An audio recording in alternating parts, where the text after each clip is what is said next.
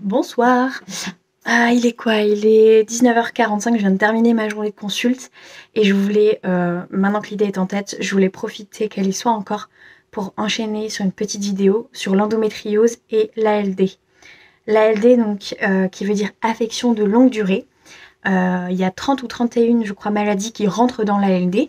Et quand vous êtes en fait sous ALD, vous avez une prise en charge qui est bien meilleure par la sécurité sociale. Ils considèrent que du coup, par exemple, vos soins de kinésithérapie, vos soins de médicaments sont en fait remboursés à 100%.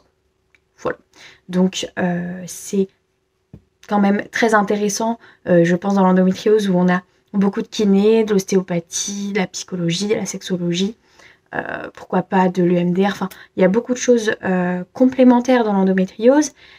Nous à Paris on a en plus tous beaucoup de dépassements au niveau tarif, donc c'est pas toujours facile avec les endométrioses IRM, écho qui sont très très chers.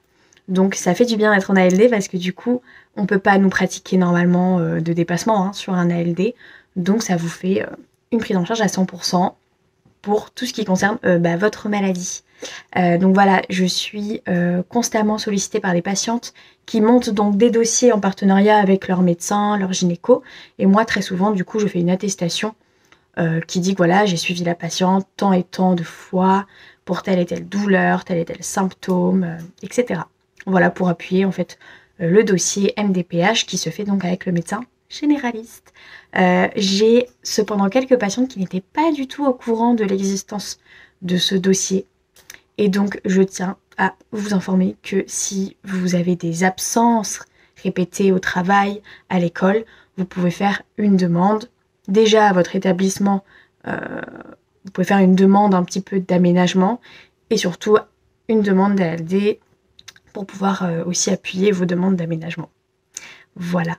Le seul, à mes yeux, bémol de l'ALD, et c'est le retour de mes patientes, c'est par exemple une patiente à 24 ans qui passe en ALD pour souscrire un prêt immobilier par exemple, eh bien c'est un petit peu plus compliqué parce que du coup les assurances ont un petit peu peur de tout ce qui est un peu maladie chronique, etc. Voilà. Mais à vous de vous rapprocher de votre médecin généraliste. D'ailleurs, c'est très très important d'avoir un médecin traitant qui vous suit sur du long terme. Je sais qu'à Paris, on a l'IPSO, on a l'IFEN qui sont des centres un petit peu dédiés à la femme et à l'endométriose. Essayez de vous rapprocher et de faire un petit peu une connexion entre vos différents praticiens. Ça facilite vraiment la prise en charge. Et vous êtes au centre et nous, on essaie de tous vous aider main dans la main. Voilà. À vous de jouer.